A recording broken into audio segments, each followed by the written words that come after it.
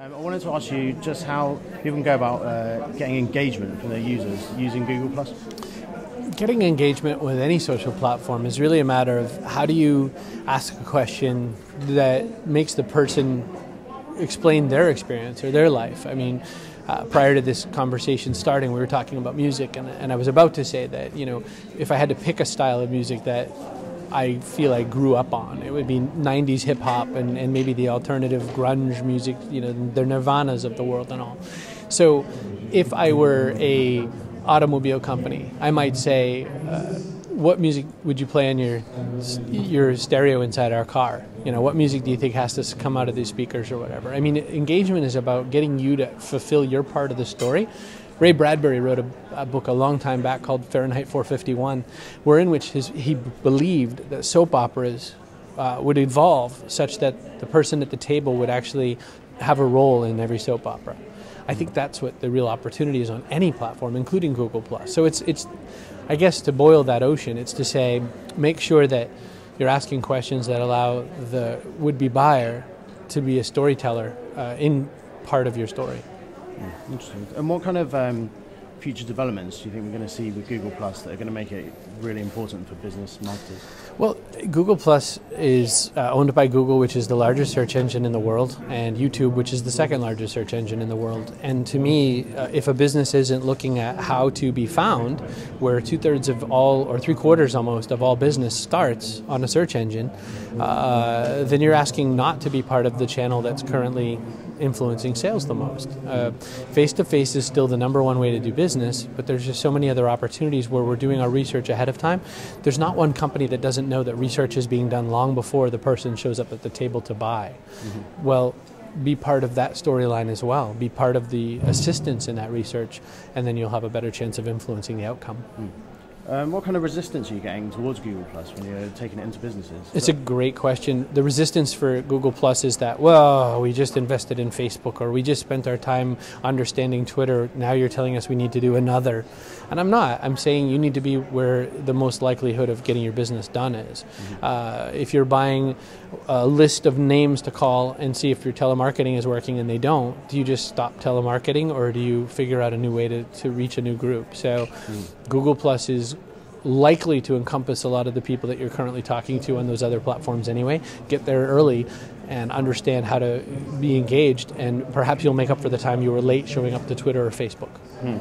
You mentioned in your keynote about how a lot of the people here today at SMWF probably figured out 2 years ago that, you know, social media was a really important channel for their businesses. I wanted to get your thoughts on how you think social media has affected the way we communicate with each other and interact as business people, and also, you know, in the real world as well. You know, I think that's a complex question. I think that how social media has impacted is that the people who already believed in social media feel like, yes, people have come to my way of thinking. The people who didn't believe but who were dragged are using this tool in a very inorganic way. And I think that the opportunity now is that you've spent some time, you've accepted and you've bought in that you have to use it. Now make it do your bidding, make it your voice.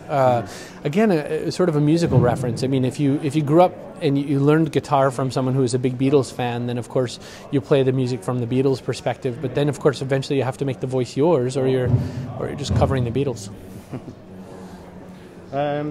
You sent a couple of tweets yesterday. You were it almost seemed like you were poking fun at some of the people that were tweeting into the SMWF hashtag.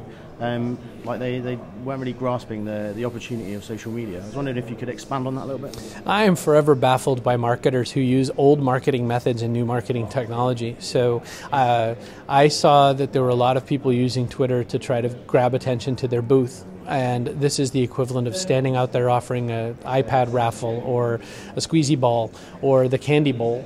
And to me, trade marketing, especially event marketing, is difficult because what you're really trying to say is, you know, I think I have something of interest to you. But that's not really what they're saying when they launch those tweets out. So what I admonished is that they should be looking for engagement. They should be looking for conversation. They could be doing the back research to understand who these people are. I mean, the interesting opportunity is that if someone puts that hashtag behind us, the SMWF hashtag, they can then find the person talking about it. They can then read the person's bio. They can then go to the person's site. They can look at what the person's talked about for the last several weeks. Pick from that. Don't pick from come by my booth and look at my dumb thing. Talk to them about what they talk about, and then you have the engagement. Interesting. And just to kind of finish up, there's a UK site called Friends Reunited, which had a bit of trouble over the last 10 years in a really tough social media market. It's relaunched today. I was wondering if you had any thoughts on what the prospects are for this new service and what is really a tough market at the moment. It's got to be really tough for these lads. I mean, they have this idea. It's a well thought of idea. It's executed. A lot of people come, and then this other larger U.S. presence comes in and wrecks it and knocks it under the water. So that they're like, oh, we knew we were right, but now we have to go back. The way I've understood the way it's going to be made, if it's acting sort of like a nostalgia tool, I think is a powerful opportunity, because Facebook has been sullied by the fact that so many businesses are trying to understand it as a business tool.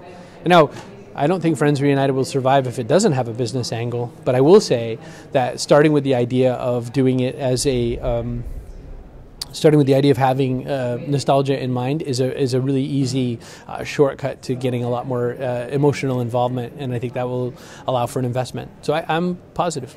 Excellent. Thanks very much, Chris. Thank you.